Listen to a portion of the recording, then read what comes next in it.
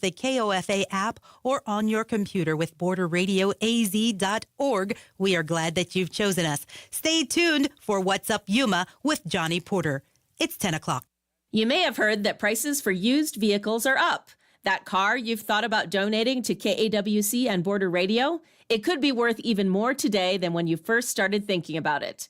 To learn how to get the process started, visit kawc.org/cars. Proceeds help us bring this service to you. Thanks. All right. What's Up Yuma Radio is your chance to celebrate all things Yuma on your local public radio station, KOFA 94.7 FM. I'm Johnny Porter, and on our next program, we are going to be joined first by Tom Hurt, my old principal at Vista High, as well as Ruby. Ruby is a local baker, and she's a self-taught one. So join us for What's Up Yuma Radio weekday mornings at 10 on KOFA 94.7 FM. And streaming online through the KAWC YouTube and Facebook pages. What's Up Yuma is sponsored by High Tanks Brewing Company, serving up scratch-made food, craft beers, and experiences at 2 desert locations in Welton. More at hightanks.com. Chili from Philly. Nick Papa Giorgio from Yuma. Johnny Show! What's Up Yuma? What's Up Yuma? Welcome back to another episode of What's Up Yuma Radio. I'm Johnny Porter. And I'm Veronica Shore. And Veronica's I'm back. Yay. Yeah, Did you miss me? Yeah, I did. Absolutely. And then today I was scared. I know. I got here 2 minutes ago. Yeah, she and then your notifications were off this morning. I'm calling. And so no one call me if you're dying because my phone is always off. That's always. A public service announcement. Do That not is. call Veronica if you're dying. Please dial 911 because Veronica will not get your messages. So everyone in this community has my personal cell phone number. Oh my so goodness. if my notifications were on, I would never be off my phone. That'd be crazy. So, yeah, you have to. You seriously do have to take care of yourself, and you got to make sure. Mine. If you look at mine, there's so many unread messages and on here. It's crazy. Somebody looks at my phone, like you have 900 unread text messages. It's like, sorry. I read everything. I just don't respond usually. Yeah. No. Anyways, enough about it. Yeah, I know. Here we go. But we do have a special guest with us today. I'm talking about Tom Hurt, who's the Yuma County Superintendent. Thank you for being with us, Tom. Thank you. And so I ran into you last week. You were here on the AWC campus doing Skills USA, something with that, or something of the sorts, right? Fair the science fair. Okay, for the county. Okay, because there was a lot going on here. And you are the superintendent, but that's a position that you have to work your way up to and get voted into. How did you start in the academic world? Well, I started in college, graduated from college, believe this or not, in 1969. I don't believe it. At Western New Mexico University. Western New Mexico. Yeah, we were talking off air. You're from New Mexico. Right. And so then I got a job in Arizona, in Bowie, Arizona. So do you know where this is at, Veronica? No, where is Bowie, Arizona? It's a small town east of Wilcox, about 25 miles. Very small school. And Wilcox is east of Tucson. East of just Tucson. To put it on the bigger map. Okay, yeah. So then I went from there to Hayden, and I worked for Bob Laronia, and really enjoyed working with him. And then I went to Clifton, Arizona, as a head football coach. Did you like coming from New Mexico to Arizona? Did you enjoy it? It sounds like it's a very small town. I haven't heard of it, but yeah, it's the same demographics, and so okay. I spent 12 years in mining towns, and so those were great places to live. And so I went from Clifton to Ray and was there for 7 years. And you were we were talking off air again. You were a social studies, like civics type of teacher, as well as a coach for football. Yes. Yeah. So government, free enterprise, and history classes for many years. And you were so as a coach, you played football in high school, and No, I did. What about university? Nope, I wasn't a university player. Oh, okay. But the coach, the skills comes from you. Were you pretty good in high school? No, I don't know. That's to be debated. Yeah, to be determined. Everybody thinks they're pretty good in high school. Yeah. Tom, we've interviewed a few coaches here from the basketball and the baseball team. And was it the baseball coach that said that the academics were really tied to the performance of the players? Is that something that you felt when you were a football player, like your academics were as important as the game? Well, you're there for the academics, right. And athletics are extracurricular. So, the students that have the best academics usually are the ones that are some of your better players. Seldom do you get a great player that's not a very good student. Oh, really? Okay, that's the interesting. discipline. Yeah, both require discipline. So if you're disciplined in one, you should be disciplined in the other if you know how to kind of control yourself and have that discipline. So you moved around in Arizona for a little bit, mining towns for some. Love them. Yeah, and how'd you end up in Yuma?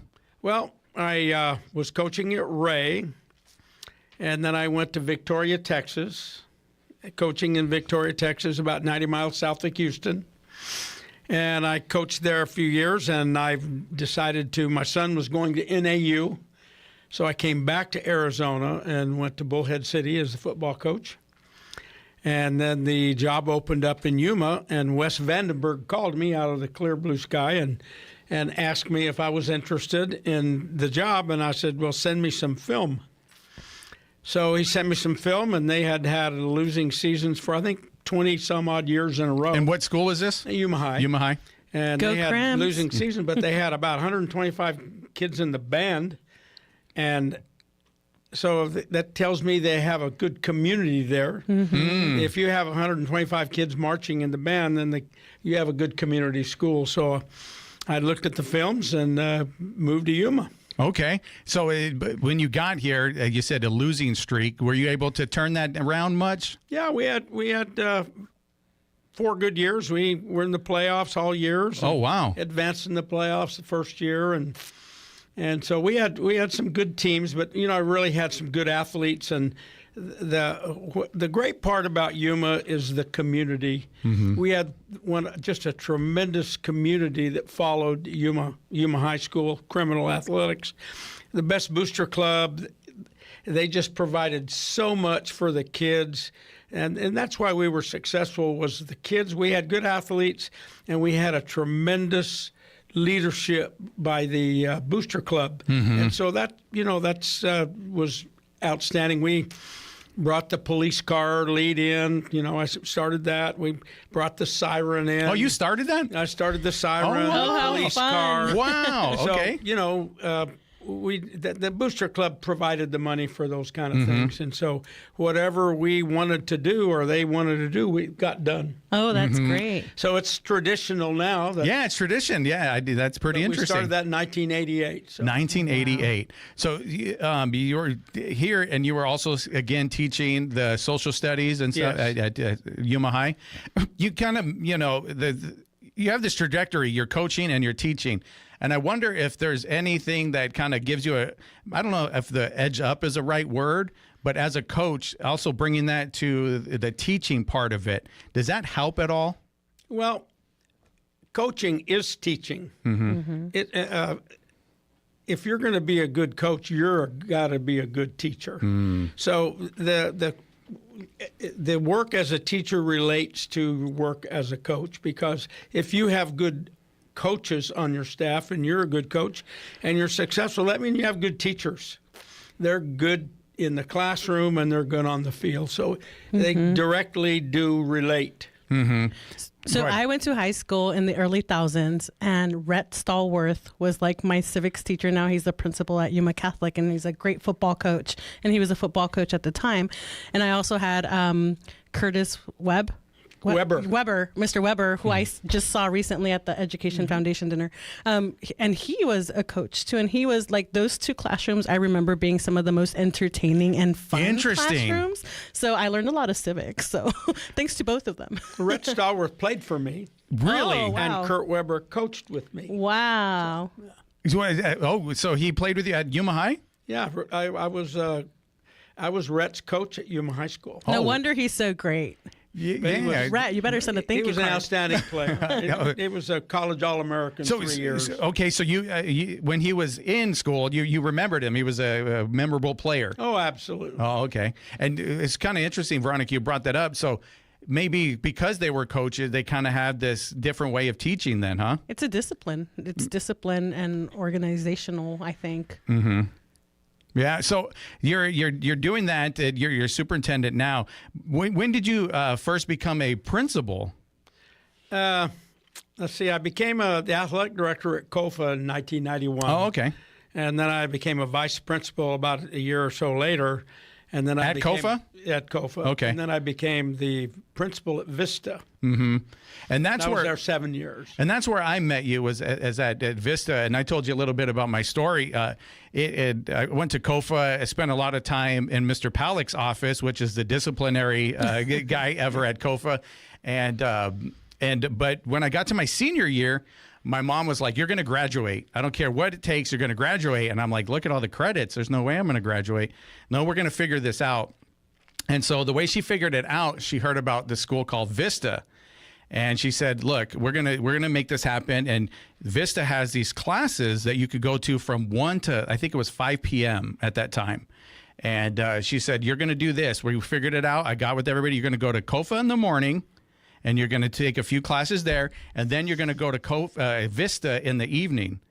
And I was like, "I'm going to do what?" He said, "Yes, you're going to graduate. We're going to do this, and I'm going to make sure it happens." But when I got to Vista, and the reason why you played this special role in my life is because I first remember getting like a C and a B on my report card, and I'm like, "What? This is interesting. And it was because you implemented something called block scheduling? Block scheduling, yes. Block scheduling, and because. Maybe I'll let you explain it, but I'll come from my point of view. Was I was able to go to class, take this class, hear the lecture, hear what I'm supposed to be taught, and then put pen to paper and then start doing it either on the computer or on the pen to paper, doing the work. And if I had a question, I could raise my hand. I could right then and there, and like their teacher would come over and it's like, "Oh, okay, this is where you're messing up, or this is what you're not getting," versus going to my house, having 3 sisters, 2 full-time working parents, and it's like, "Okay, get your homework done." I got to the point when I was in school, I would tell my teachers, like, "I'm not going to do my homework." That's how stubborn I was. Like, "I'm not going to do it." And they were like, "You need to do it." It's like, "You don't understand. Like, I'm not going to do it." And I'd be honest with them. And some of them appreciated it back at COFA, but it was like, you're Mr. Palak's office, there you go. But it's like, I wasn't being mean about it. I wasn't trying to, I was just like, it's not going to get done. I have no help. But then I went over to Vista, and like I said, I saw those C's and those B's. Tell me a little bit about how you came up with this idea or implementing block scheduling at Vista when it was. How did you understand students like Johnny to come up with this great creativity? Well, everybody we had at Vista was like Johnny. That's what that school was. You were for. Not that special, Johnny. Yeah, it was an alternative school. That's why it was an alternative school for students that just had a different kind of learning process. So Vista had extended periods. The teachers had to use technology to teach. The students, teacher would present the lesson. Then they would have guided practice during the lesson, which the teachers would help the students with guided practice. Then they would summarize the lesson. So the classes were like 2 periods long. Yeah, they were. So every 9 weeks you did a semester. And it felt also, I got to just say, stop right there. It also felt good to kind of accomplish things in that short amount of time, right? Like that day. Yeah. That day also in the semester, though. I'm like, exactly. I got something done. And like you said, like these 9 weeks or whatever. It was rewarding for you. It was rewarding. Yeah. I got the rewards right away. It's like I moved on. I did that class. So, okay, go ahead. But anyway, it was based on research and it served Vista very well. So we had two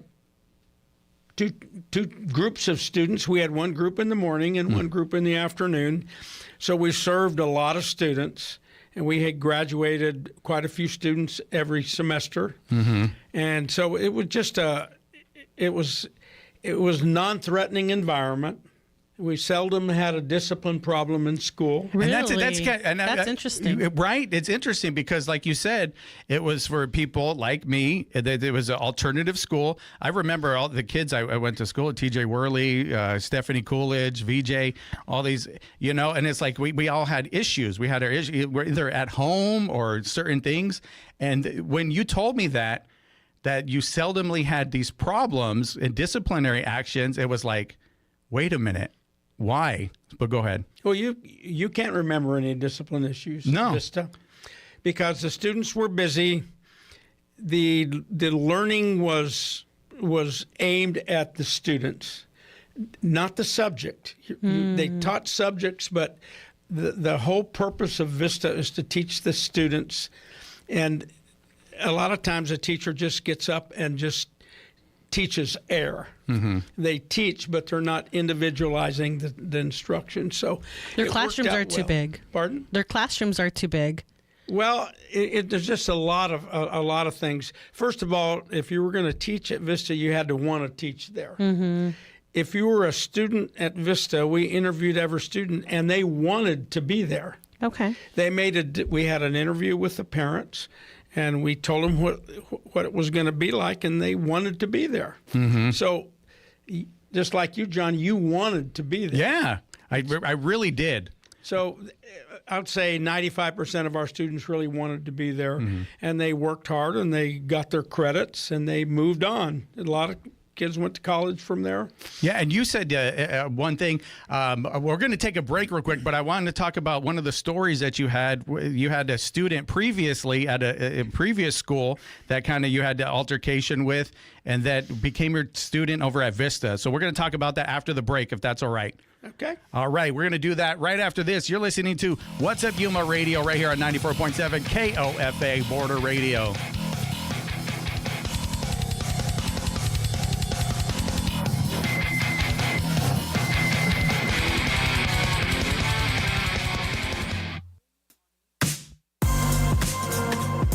K-pop foodie fans, we're all about food this week on K-pop for Border. Listen in for K-pop songs about ice cream, coffee, and spaghetti. K-pop for Border airs on Wednesdays at 7 p.m. on Kofa Radio. Stream the show on KAWC's app or website, or follow K-pop for Border Facebook or Instagram for the artists and playlists. If you're having a hard time deciding on the perfect way to show your love to your favorite station, just listen to your heart. Whether it's calling for you to give a one-time cash gift or to donate that extra vehicle you no longer need, either way, it's easy and will help Border Radio bring you more hours of your favorite programs. Learn more about the ways to give at borderradioaz.org. You are tuned to 94.7 FM KOFA Border Radio. I'm Cecilia Holland-Braithwaite from the KWC Newsroom. We expect a sunny, breezy day in Yuma with an afternoon high of 87 degrees. Winds are out of the north-northeast at 5 to 15 miles per hour. Partly cloudy skies tonight with a low of 60. Student walkouts are spreading across Yuma County in protests against ICE. More details and photos at KAWC.org. Ever wanted to be on the radio? Still talking into your hairbrush in the mirror? Border Radio needs you as a volunteer host. Share music, stories, and local conversations that matter. No experience necessary. We'll provide the training. Email info@borderradioaz.org or call 877-838-5292 for more information.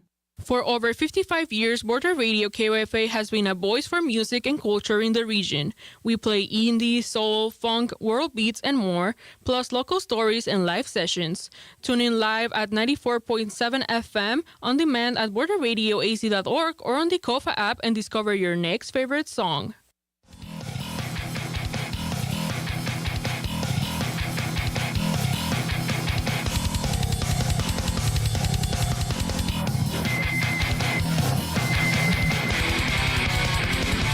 What's up, Yuma? Welcome back to What's Up Yuma Radio. We are here talking to Yuma County Superintendent Tom Hurt. And when we left off, we're talking about Vista, and there wasn't that many or any that you could even really remember disciplinary actions at a school, which I think is obviously very rare and seems a little bit more rare for a school that where it had its alternative school. It's where kids go to last ditch effort like me to graduate.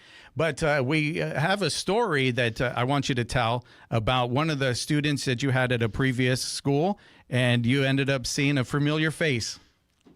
Well, the last time I talked to her at KOFA, she told me to shove it. Yeah, and there was different words, but different we're on words. We're on the radio. So the last thing she did was flip me off and walk out the door. and says, I'm done with this blankety-blank place, and I didn't see her again. And then was this somebody that was familiar to you, coming into your office a lot for disciplinary She actions? didn't come to school that often. She didn't even come to. Oh, gotcha. Okay. It was not me, okay? Just to clear that up. It was not Veronica, for the record. So anyway, I get to Vista, and every student had to be interviewed to go there, and they had to bring their parents if they had parents. And then I would interview them and explain to them what Vista was and what it was going to run. So this girl showed up without a parent and says, I need to interview with Mr. Hurt. So I looked out there and I could see who it was. So I said, come on in. So she sat down and she said, remember me? And I said, I certainly do. And I remember what you told me. And she said, you going to hold that against me? I said, not at all. We're starting fresh here. Attendance was your problem. It wasn't being rude or nasty. You just didn't come to school. And she came every day. She wore her Burger King uniform, brought it in a paper sack. She put that uniform every day and worked till midnight every night. And she ended up in 2 years and graduated and went to U of A. Wow. So she was very poor, very smart, but she needed to work full time to go to school. So there's students a lot like that have full-time jobs, or they're helping take care of their siblings. So they're not getting enough rest. They come to school, they're a little bit disruptive, or they're missing the bus in the morning. So they're late to first period. So now they have all these tardies in first period. And they're immediately labeled as bad kids, and they're falling behind, but in reality they're dealing with so much adult real world problems that they just don't have the support in the school system to really get through it until Vista comes as an option. And we had 2 sessions for the students that couldn't get to school in the morning. They could go to the afternoon session like you did, Johnny. And so we had 2 sessions. So we didn't have an attendance problem because you could decide which session you would go to. So that helped a lot, and that allowed the students to work. And she worked every day. She worked 7 days a week, Burger King, with her little uniform. And to survive, she lived in a motel with her dad. And so it's a... there were a lot of students like that, and I think Vista probably still does that today. It's a very good school for the community, and it helps a lot of students. So how did you find the teachers that were willing to do this, right? Do something a little bit different, the 2-hour classes? What was that like? Well, it made it easy because I had a lot of teachers to select from. We had a couple of English teachers from Cibola came over, tremendous English teachers. Chris Magalino came over from Yuma High as a Mr. math Magalino, teacher. So there were a lot of teachers wanted to teach at Vista. And so they wanted to teach. They wanted to teach them. Oh, okay. They don't look. If you're a regular teacher and you have 35 kids in your classroom 5 hours a day, multiply that out. Yeah, gotcha. So you have all those grades to do. You have all that work to do. You have 5 classes a day. At Vista, you had 2 classes a session, and so you have fewer students. So you could give the students more time, because you had a block schedule instead of that bell ringing every 48 or 50 minutes. So you're hurried. You got to take roll. You've got to get everybody seated, do your board work. At Vista, you were block schedule. So the kids came in. They were there a couple hours, and the teachers could present the material in a lecture form or computer. Computer, yeah, we did a lot on that. And then they would... you did your guided practice, which is your homework, and at the end, the teacher would poll the students and see how they were doing, and how they could check themselves. How did I teach today? And so they would. That's why it worked so well. So it wasn't hard to find teachers. They wanted to do that. That's interesting. That's pretty cool. I didn't realize that, but I did know, when I went there, and then even afterwards, it was kind of like, oh, you went to Vista. That people would kind of, oh, you went to Vista, huh? Oh, you're like one of those. And I'm like, it was great. I preach this thing. I tell everybody, like, this was the best thing that ever happened to me. It's a core memory of getting my report card, like I said, and seeing that C and the B was like, whoa, wait a minute, I'm doing something. But the teachers, they bought into it, huh? They 100%. wanted. Most teachers love teaching and they love what they do and they love their students. The problem is classrooms are overcrowded, so they don't have the time to put individual attention to students. So at Vista, it sounds like they have a little bit more time to have that one-on-one with them, to find out that they're working at Burger King in the middle of the night, to find out that they're having all these other issues. When you have a big classroom, it's harder for you to connect with students individually. Yeah, and what gave the students a bad rap was that we took students from all the high schools. And there had to be some kind of problem for you to be interviewed to go to Vista. Some of the students came just because they wanted to do it. But a lot of them had attendance problems, grade problems, discipline problems. And we didn't have that at Vista. After you interviewed them and their parents, and they signed a little contract, and they came to Vista, and they didn't have 6 kids periods a day. They didn't have all these little groups of students in the school. Vista was a small little community. We had our own little restaurant there, and we had culinary arts there, and the students cooked the food and sold the hamburgers, and so it was a neat little school. Do you have like any special memories from being there? Obviously, we talked about that one with having the student that flipped you off and then turned their life around. Any other core special memories? Well, there's a lot of special memories. I had Brooks Newman was there, if you'll remember, and he had 3 or 4 students he'd go pick up every morning, go to their house, pick them up, make sure they got to school. Oh, wow! And so we have a lot of memories like that, and those students eventually graduate. But we were there to serve the students and to try to help the students. So we had a faculty that understood why they were there. They understood what kind of students they were going to have, and they serviced those students with good academics, and we had very, very few discipline problems. And so we had an interesting little community there. But people look down their nose. You go to Vista? Yeah. So you probably have a higher graduation rate than some of the high schools. Well, it was just the students that wanted to graduate did. And most all of them graduated at one time. Some kids went back to their high school to graduate. Yeah, so I ended up, I walked the line at COFA. Yeah, I got to walk the line, and but I remember sitting next to Jason Paisano at that, and it was like, wow, I'm walking the line. I couldn't believe it. I didn't think I was going to get there. I really didn't. I was like, I gave up on it, but my mom was persistent, and then she found a place, and we signed that contract. But you didn't. When did you leave Vista, and then you went to YC after that? Well, right? I left Vista and became the football coach, athletic director, and after about a month, I became the principal and the football coach at Yuma Catholic. And I was there 4 years. We had 0 students. The buildings weren't done. We didn't have any fields. Wow. And so I got Rudy Cabrera, came from Yuma High with me to coach, and I called Charlie Dine, who had been the head coach at AWC, and so Rudy Cabrera, myself, and Charlie Dine were the coaches. And we made a little field down at IC. And we had our first games there with just freshmen. And then we didn't have any stadium or anything. We didn't have a gym. Brooks Newman was the basketball coach. The games were at Centennial Middle School, where we played our games. And then the next year we got a field.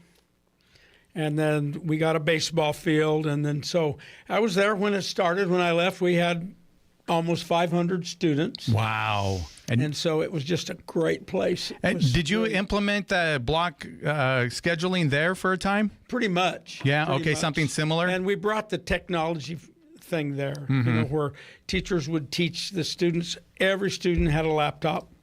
So the students could start and finish a lesson. So it worked out really good there. I had four great years there. Mm-hmm.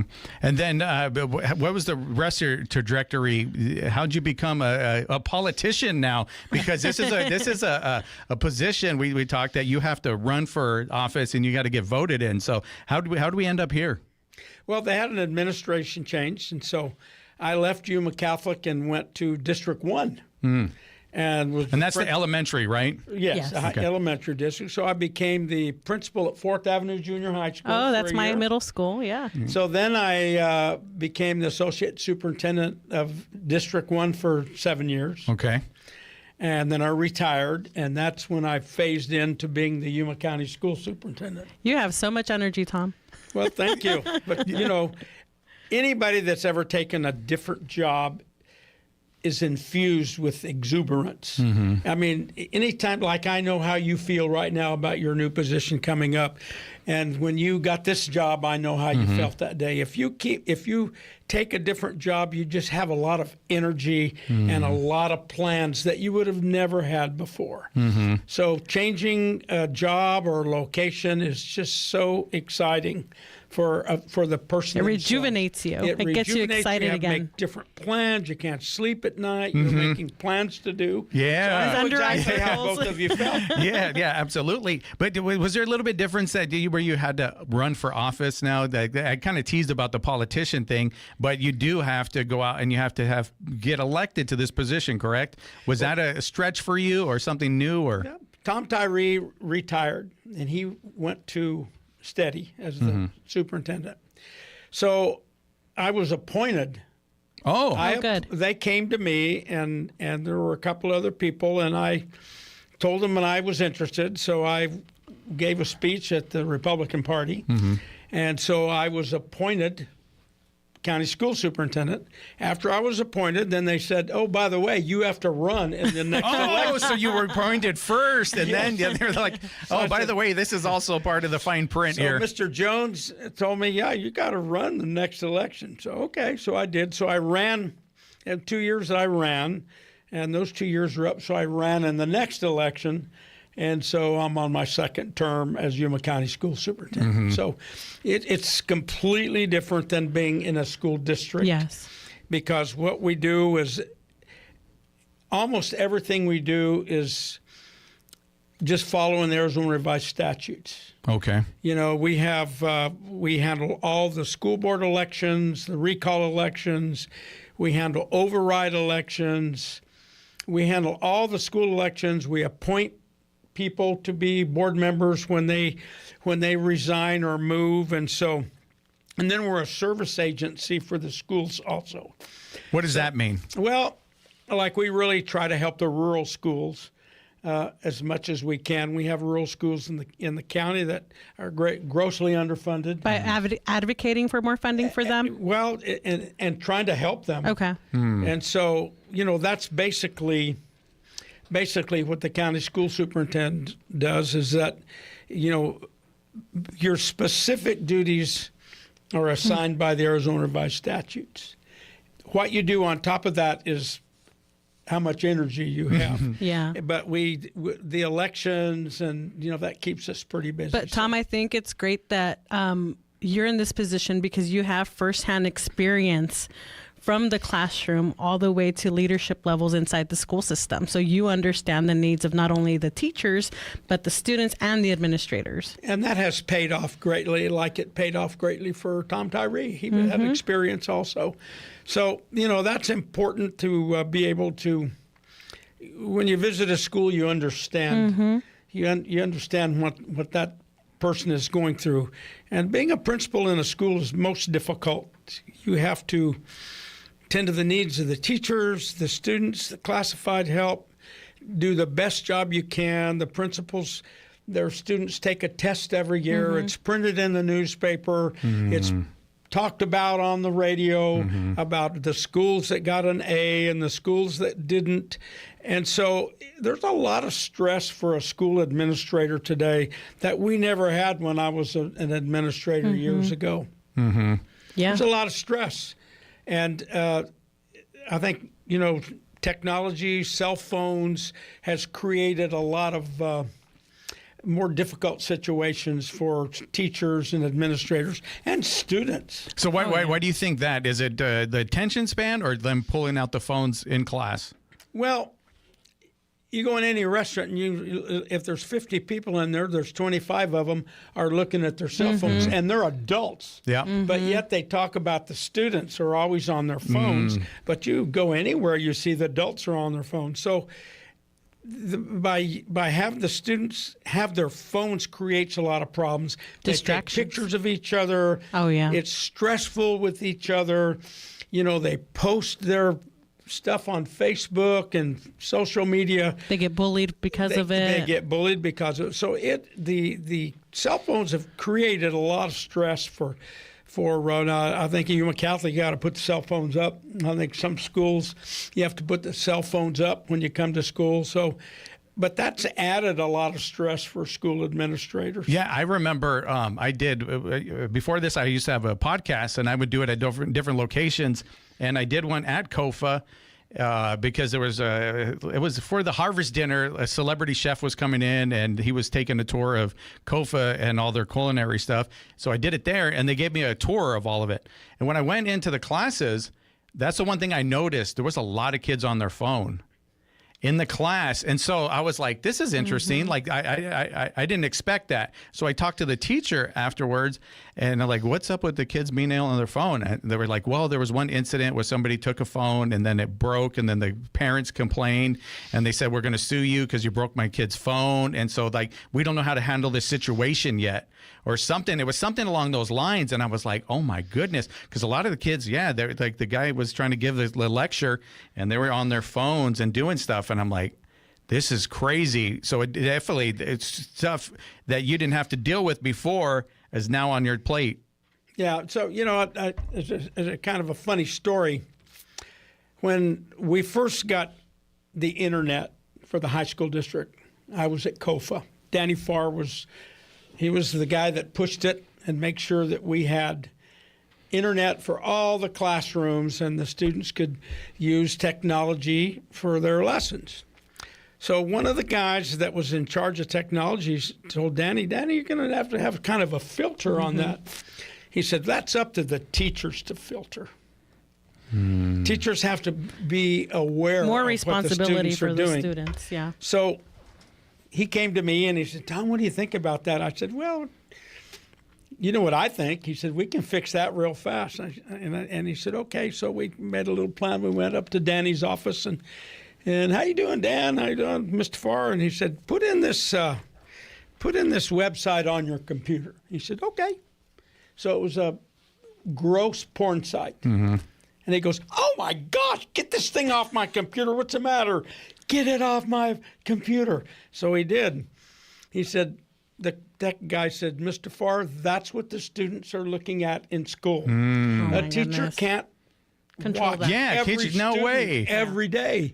So he shut the internet down, and we got the appropriate filters, and then we went back to. So that's just when you start something new, then there's a lot of things come up you don't think about. So Mr. Farr was, that was a great lesson for all of us. Everybody. I wish I could keep you forever. We're going to have to go in a minute, but we talked a little bit off air, and you talked about, because I was mentioning I wasn't really good with the academic side of things in school, but you talked about learning, but also learning what not to do.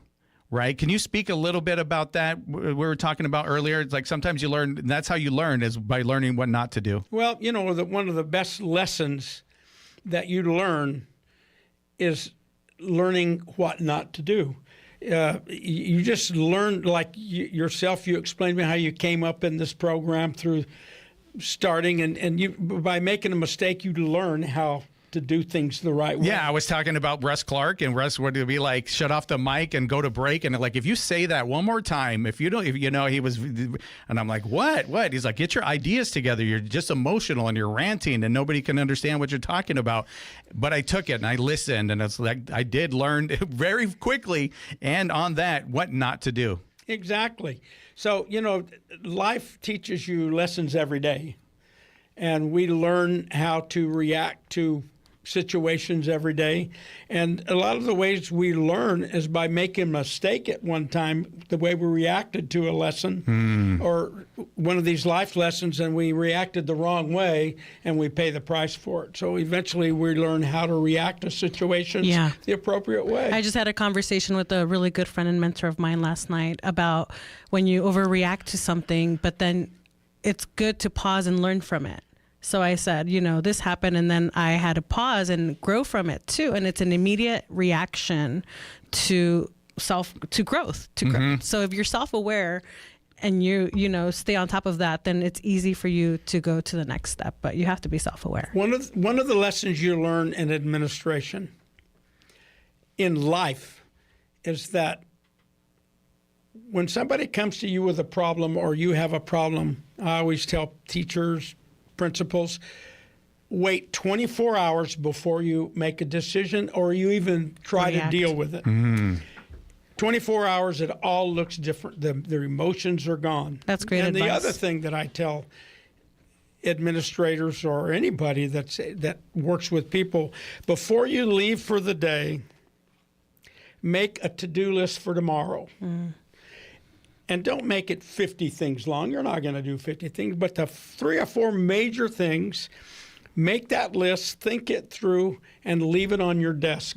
When you go home at night, you won't think about it all night because you thought about it before you left. I'm going to do that. This is great. So you pre-think a situation, you make that list for tomorrow, you leave it on your desk, and when you go home, after you start doing that, you won't wake up in the middle of the night, oh my gosh, what do I need to do? Right. You've already planned it. So you get in your car, and as soon as you get in that car, you're going to start thinking about that list. But you won't think about it while you're home. And that really clears your mind, because in coaching, if you don't do that, you never get a day's rest. So you have to make a list before you go home. And so when you get home, you have some free time with your mind. So that's one of the things that I suggest to anybody is to never leave your job without thinking about tomorrow and plan for tomorrow. Absolutely. We're going to have to get you back soon for more wise advice. I know. Like I was talking off air with him, and I'm just like, I just want to listen the whole time. I wasn't doing what I was supposed to do, but it was like, okay, I wrote that down. I was taking notes, and he also gave me a good podcast to read. But so you're here. You're at the Yuma County Superintendent. What's the next goal you're going to conquer? Anything in the future, or is that retirement?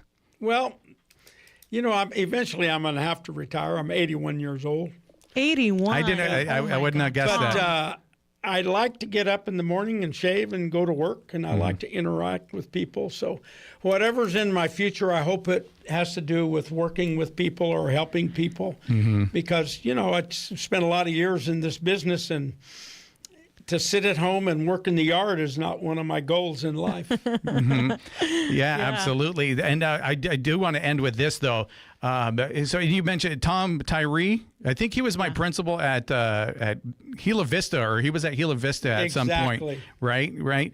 And the reason why I'm bringing him back up is because the name Tom, and Veronica brought up something special earlier before we got on air about that name. Do you want to tell everybody? Yeah, I'll be quick. So Tom Hurt, Tom Tyree, Tom Pancrazy, Tom Rush.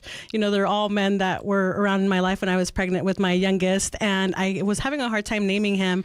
And we were in a meeting, Education Foundation meeting, and Tom Hurt was there, and Tom Tyree was there, and then Tom Pancrazy walked in, and I'm like, that's it. I have to name him Thomas. So I have a Thomas named after all these incredible leaders in the community. Because she was looking for a strong name. Strong, manly name. And there it is. So thank you so much for being with us, Tom. I really appreciate it. I feel blessed to have these full circle moments with people. And when I saw you, I was like, wow, I need to get him on and tell this story. So thank you so much. And I look forward to whatever you're doing next. Even if it is retirement, you do what you got to do. Maybe I'll go visit you when you're mowing your lawn or something. Yeah, give you a hand or something just to get that words of wisdom from you.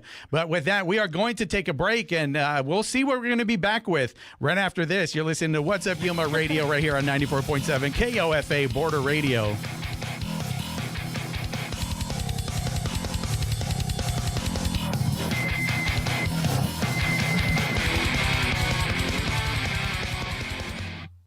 What's Up Yuma with Johnny Porter, weekdays at 10 on Border Radio 94.7, is sponsored by High Tanks Brewing Company, crafted in Welton and inspired by the desert.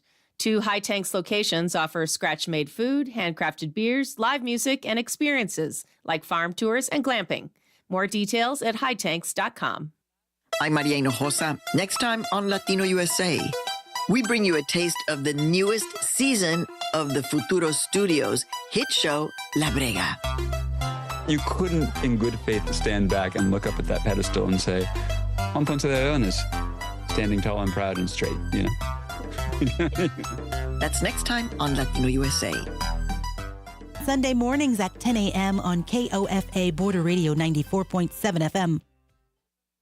For KEWC News, I'm Cisco Stargazer. Yuma County saw walkouts from 5 high schools yesterday in further protest of ICE, or Immigration and Customs Enforcement, for their treatment of immigrants and U.S. citizens alike. San Luis High School students led the charge by participating in a national ICE Out protest Friday, but it appears students from Cibola, Gila Ridge, Kofa, Somerton, and Yuma High Schools were inspired to have walkouts of their own Tuesday. Hundreds of students walked out of their campuses at roughly 11 a.m. and noon, taking to the streets. One student, Alisa Badachi, shared with KEWC why she and her peers are so concerned about ICE. We have been talking about this for like the past week or two, since everything has been going on. I don't want to specifically say who, but yes, I have people who I worry about, and during this tragic time, it scares me.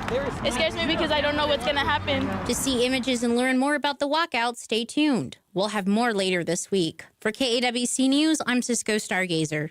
Yuma Southwest Contractors Association is hosting its Career and Trades Expo from 9 to 2 on March 3rd and 4th at the Yuma County Fairgrounds. Open to middle and high school students, the event will provide hands-on trades experience and opportunities to explore career options within our community. Details at yswca.com. Hey, it's Ana Maria Sayer from NPR Music. Have you ever dreamed of playing behind the iconic Tiny Desk? Now's your opportunity to join the ranks of artists ranging from Robert Plant to Doechii and Catriel y Paco Amoroso to Chaperone. Unsigned musicians can enter NPR's Tiny Desk contest between now and February 9th. Learn more and see the official rules at npr.org/tinydeskcontest.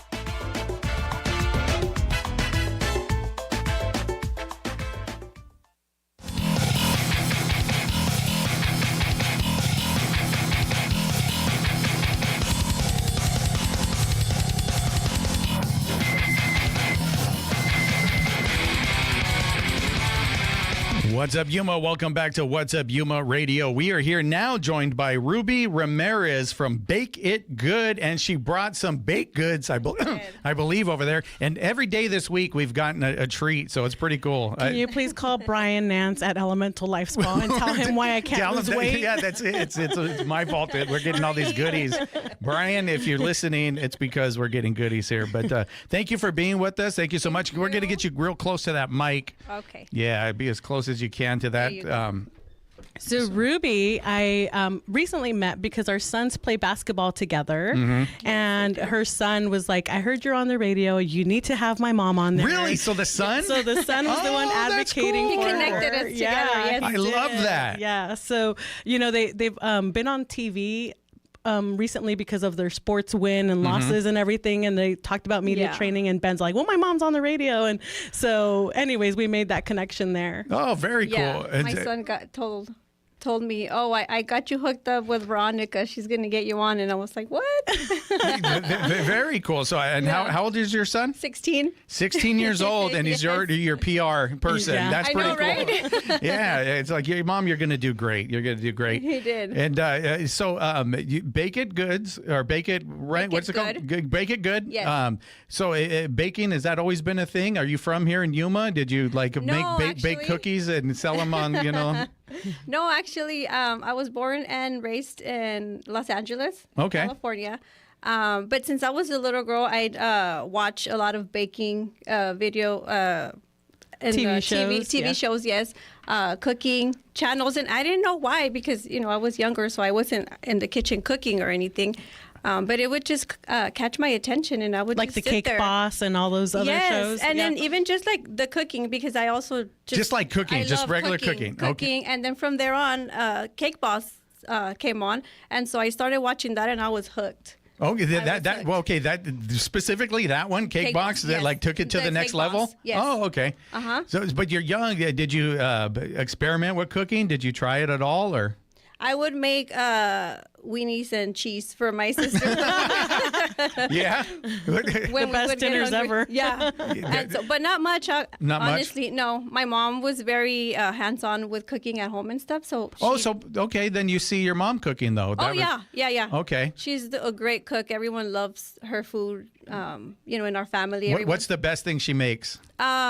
I don't know if you heard gallina pinta. Oh, that's like my favorite. It's a Mexican dish. I don't know what that is. I'm surprised. No. It's like a soup, kind of like pozole or. Okay. It has like maíz, like menudo maíz, but then it has like beans and beef in it. Okay, right. so it's like a mixture of pozole and menudo, or what? Sort of. Sort of. It has, like she said, the corn, the beans, meat. It's good. And that's your favorite that your mom makes? Everyone's favorite. Everyone's favorite. Everyone's okay. favorite, yeah. So you're growing up and you know what good food tastes like? Yes. Okay, yes, gotcha. I did. Oh, okay, gotcha. I do, even up till now. So what did you want to do when you were younger? I wanted to do so many things. I used to watch the ice skaters. And so... Tamagotchi or something like that was her. You're gonna go to the Olympics, and so they would take us to the ice skating rink. So that was fun for me. But then once I got older, I wanted to go into criminal justice, which I did study that for a little while. And then once I had my son, my 16-year-old Anthony. When he was a baby, I stayed home with him, and so I just started wanting to start like the baking, and so I became kind of like the family's baker. Okay. I would just bake for home, and my husband, he's my tester. He gets to test it all. He's over here. He's sitting over here. Yeah, he's in shape. And honestly, I like it because even though sometimes I do get hurt by his ratings, he tells me the truth. Does he do like like a thumbs down? Yeah. Like, no. He's like, go back to the kitchen with that. Yeah, he's a good husband. Yeah. He is. He's great. He's supporting me a lot now with the whole Bake It Good. He does great with interacting with like Instagram and you guys like are. When did you move to Yuma? Because I know you're new to Yuma. Actually, 9 years this February. Okay. 9 years, 2017. What brought you to Yuma? My husband's work. Okay. He was offered work out here. He does solar. Okay. And so... And Yuma's the perfect place for that? It is. Very yes. sunny. Yeah. And so we have family like across the border. So I never had been to Yuma, but I would always, pass by it. So we decided to make the change. So that gave me more free time because then I became a stay-at-home mom. And so from then on, I just, when I would get time, I would just bake, and we would just try things out. I tried a few times to start like selling things here and there, but it just wouldn't. I'm a shy person. Okay. And I'm very friendly, very talkative, but I don't have many friends because I don't You're know. new here. Yeah, Well, you were new. That's definitely one thing. And so it just wouldn't work. So this time around, I think I got more like the hang of it.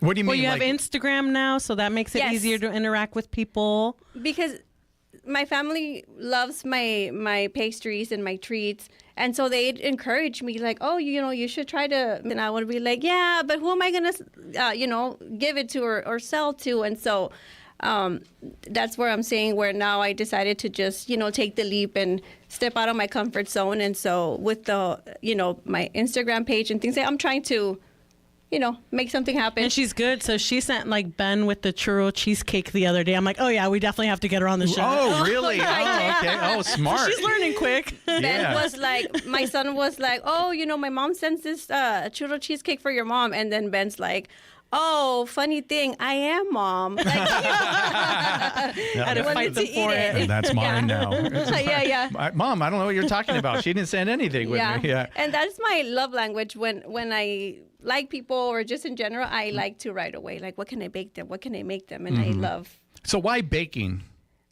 I don't know. Like I said, since I was a little girl, it just caught my attention. But like I'm saying, there's other stuff you can do in the kitchen, right? You get like different recipes, but there's something it just about opens up my creativity. Baking. It just that's it. That gets you going. Yes, I try to pay attention to like small details. So even like I'll grab tweezers. Like if I'm making like a cakesicle, I'll grab tweezers, and I don't just like grab sprinkles and throw it on there. Like no, I will place measure. them. You're very particular. Very creative. Yes, because I try to make it look nice to the eye, and then people will definitely. So you like the try it. aesthetic part of it as well. Yes, I love that. God, you not only did you bake it and all the ingredients inside, it's also something that looks really good, and people are like, "Whoa, what is that?" Exactly. That's what I love. Like I'll bake it, and to me, that's not enough. I gotta make it look like good. I want to make it very therapeutic, I'm sure. Like baking, and I turn the music on, and then I just get going. My 3-year-old, hopefully it catches on to her, because now every time that I'm baking something, she wants to like come and help me. So she hears the music going, and the mom's in the like, kitchen. It's the time. It's it's time to do it. What was the first thing that you would bake when you first started?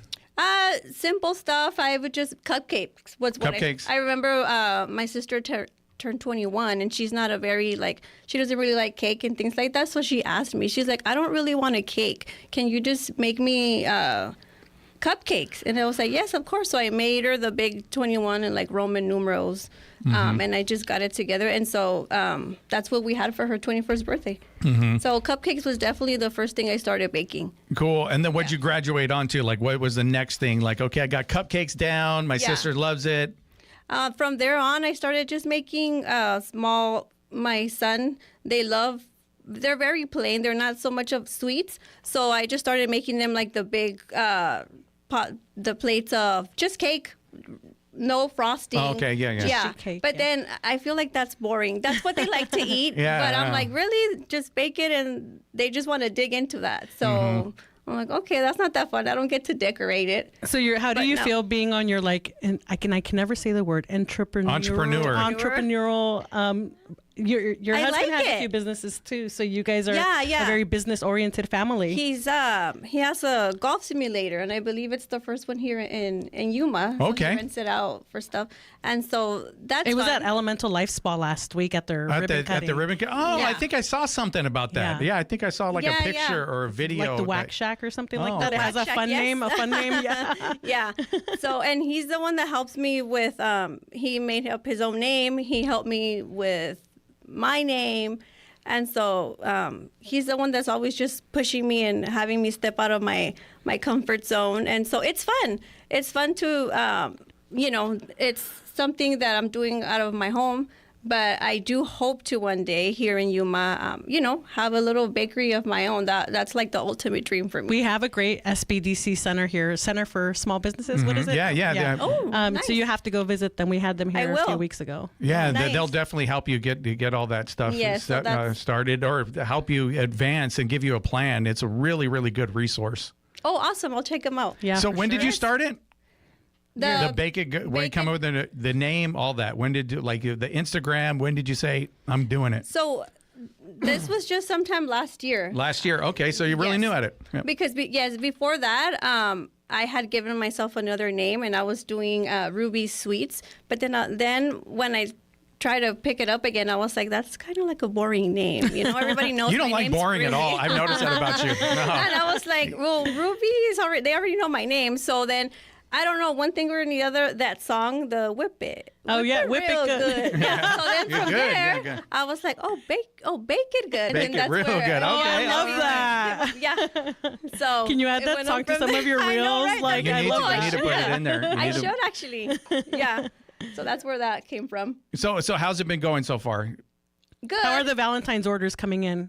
Oh yeah, man! Next week is Valentine's. Yes, you're right. Get your orders in now. It's coming along. Yeah. Yes. I'm not a patient person, but I told myself I'm not gonna, make myself like, so it's coming along. Of course, when you start something, you want it to just boom, blow up. Yeah, exactly. But I'm being patient, so they're coming. Oh, good. Yeah, good.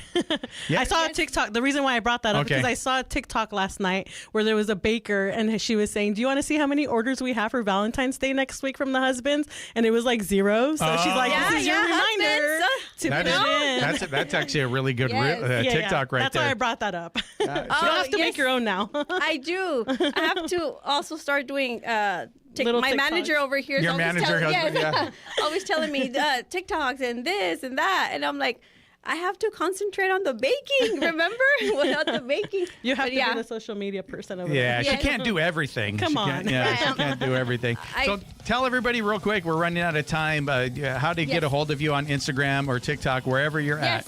Instagram, it's bake.itgood. You guys can find me there. That's basically where I'm having all my stuff posted on there. Okay, find you there. And then, husbands, like Veronica said, husbands, boyfriends, it's Valentine's Day is coming around. So and put in those orders. Real quick, what did you bring us real quick? Since it's Valentine's month, I brought a coffee cake. All right. They're hearts. Yeah, Heart very shaped. cool. So cute. Yes, they're cute. So you guys definitely have to try them and let me know what you guys got think it. We'll about let them. you know. All right. And with that, What's Up Yuma Radio is a production of KAWC, Colorado River Public Media. We broadcast from the studios in the Matador Activity Center at Arizona Western College in Yuma. Want to thank Talon Gonzalez, Anthony Ornelas, Juan Garcia, Dave Reek, and Cecilia. And you can find out more about KOFA at borderradioaz.org and on the KOFA app. Stay tuned for KOFA's Midday Music. And tomorrow's program, Mariah Farrar and Carol Smith. You can listen to the podcast version of our program and check out past episodes anytime at kawc.org/podcast/What's Up Yuma Radio. All right. See you guys tomorrow. Thank you for the goodies. Thank you guys for having. What's Up Yuma is sponsored by High Tanks Brewing Company, serving up scratch-made food, craft beers, and experiences at 2 desert locations in Welton. More at hightanks.com. Broadcasting from Yuma campus of Arizona Western College for more than 55 years, this is Border Radio, 94.7 FM, KOFA Yuma. We also broadcast at 1320 AM in Yuma, at kawc.org, and on the KOFA app. The NPR Tiny Desk Contest is open for entries through February 9th. Local musicians are invited to submit a video of an original song performed behind or near a desk. The winner will be featured on air and on tour. Need a place to record? We can provide studio space. Call us at 928-344-7690. BBC News with Sue Montgomery.